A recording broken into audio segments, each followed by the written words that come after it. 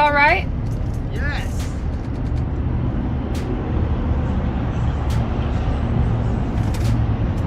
Speaking to MMAfighting.com, Vicente said, "I don't know exactly why it was canceled. I saw that video of him in the streets, and he didn't look okay. And more than anything, I hope his family and he's taking care of himself. I hope he recovers and goes back to his best state possible. It's very sad to see him at that stage because I don't want that for anyone, much less a man that has inspired so many."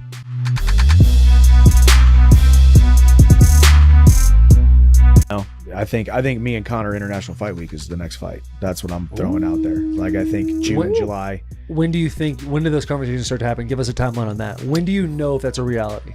Well, I mean, I got to see what's up with the body right now. Which you should have done a couple days ago. I know. But I'll talk to Hunter in the next couple days, you know. I'm sure he's giving me a little time right now to see what some options are. Yeah. I mean, no matter what, it's like Chandler versus anybody is a thumbs up for the UFC right now. So okay, so let's say Connor's done. He rides off in the sunset. That's it. What in your perfect world? Who are you fighting next? Max Holloway for the BMF belt. You know, I mean, I don't know what my ranking is now. Probably still 7-ish or whatever. He's number 5 because he beat Gaethje. You know, so like you got 2 guys inside the top 10. BMF belt 155. Chandler versus Gaethje 2. That's a big fight. You know, that's another banger. You know, you see that one at 155 too? That would be 155. Yeah, I would love to fight at 170 though.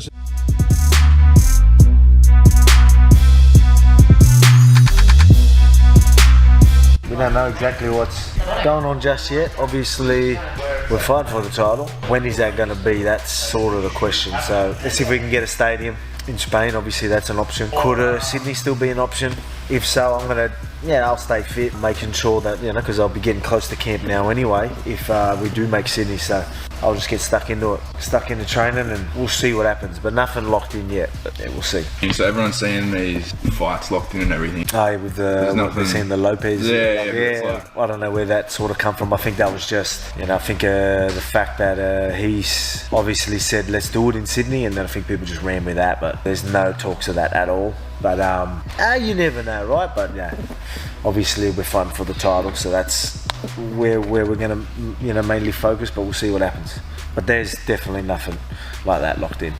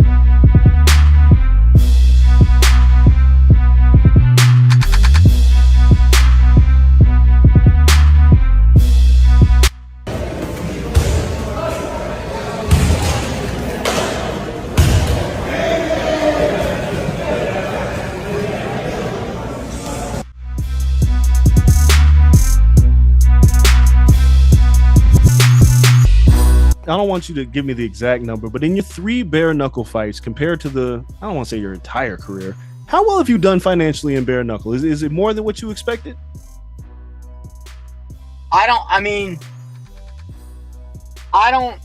Ever since I left the UFC, I had a rule: I won't fight for less than 7 figures. So, and that was with one championship. With no matter where I went, I would just quit fighting if I wasn't making 7 figures or more. So, I've done really well. I always do really well, or else I'm at a weird point in my career where, like, if I don't do really well, I just won't fight. So I don't care either way. And it's the space I always wanted to be at, and what like most fighters, God, that's why we fight, right? We fight so eventually we can say no if we want to. So even young fighters, I try to let them know, like, you want to be responsible with your money and save, because eventually you want to be able to say no so you can get better deals. You know what I mean? So that's the key, to be able to say no and not have to fight.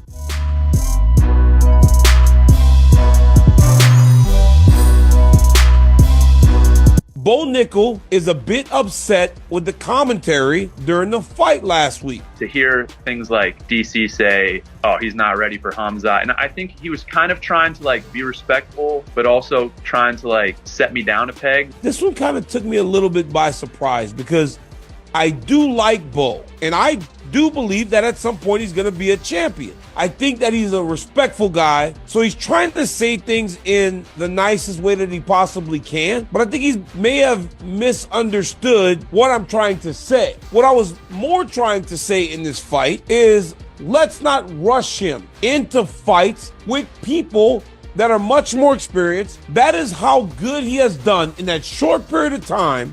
You know what's the craziest thing? After this weekend, right after the fight, people called me and said I was a Bo apologist. I was being apologetic for his performance, almost making excuses for him. That's crazy, because it's odd that a fighter can interpret it so much different than other people in the world. I thought he did really good. I have no problem with Bo Nickel. I believe he's going to be fine. I don't have a problem with the performance. I thought he fought really well. But there's room for improvement. Let's just take our time. We don't need to rush him.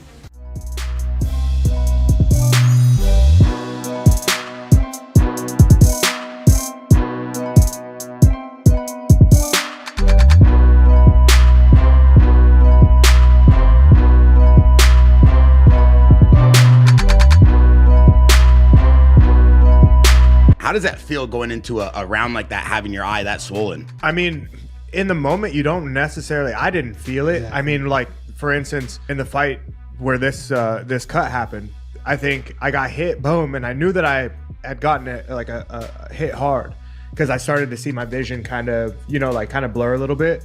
But the second one that landed, the one that actually split my eye, I literally, in that moment, I was like, I went blind, but okay, I'm going to keep going. Yeah, you don't say because I didn't see anything after that. I saw just light. I didn't see shadows. I didn't see anything. It was just like if someone put like just a clear or like a frosted like film. So I was like, I can't see. I'm blind, but whatever. I'm not going to give up. Yeah. So, but the sensation, like the feeling, I didn't feel anything. The adrenaline was too high for me to, but I realized it was there. I was like, okay, my eyes f***ed up, but I'll deal with it later.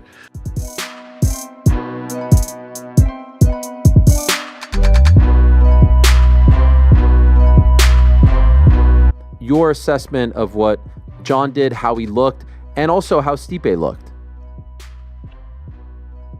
Okay. So you want me to put the analyst hat on for a second? Yeah, please. I mean, you do such a great job with the great folks over at TNT Sports. Thank you. Thank you. It's something that I work on and something I'm very passionate about, actually. So as an analyst, I think what John Jones did was, as the Americans say, it was by design. It was by design, technical, John Jones standard style, and barring a couple of things, and I'm speaking as an analyst, but also as a potential future opponent here. I want to keep this to myself, but there was definitely a few things that I saw that I could capitalise on. But that's just me speaking for myself. But some little things that surprised me.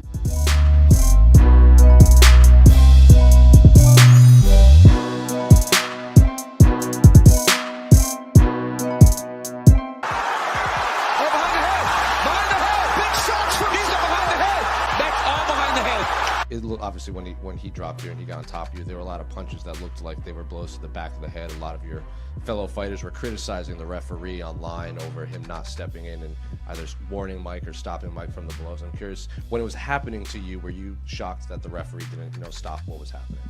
I'm not here to criticize, but I'm gonna tell you something. There were a lot of blows to the back of the head, a lot of fence grabbing. There was also some eye pokes. And I was telling him what was going on. I was like, I kept, calling for his attention, and nothing would happen. I would hope that he would intervene, but nothing happened. So I'm not here to criticize. I'm just gonna do that. Yeah, I thought it was done. Oh, yeah, that's and the referee was right there, dude. Because I mean, he took like 15 shots to the ear, like 15. And I was like, is this you gonna step in, dude? Wait, what do you think? Are you thinking like it's over? Like, is that because? Well, so the hard part is there's kind of an unspoken rule at this point. It's like it's got to be pretty definitive. Like if because I would want the exact same thing. If I was up 3 rounds, 4 rounds to 1 or none, and Charles Oliveira clipped me, I would want the referee to not step in unless it's like life or death situation because I'm up. Right. Just let me survive and I win the fight type of situation. Right. And this is where, my humility comes in where I'm like, hey, this is the sport and this is the way things are supposed to be. Like, I completely get. If it was a different fight, I think Keith Peterson finishes or steps in and pulls me off of him after he takes those 15, maybe 20 shots. Especially if it's in the first few rounds. Yeah, but he's already up a couple rounds there, so it's kind of like an unspoken rule. Let this guy survive unless I need to save him, but he was in a bad spot type of situation. Right. And this is where, my humility comes in where I'm like, hey, this is the sport.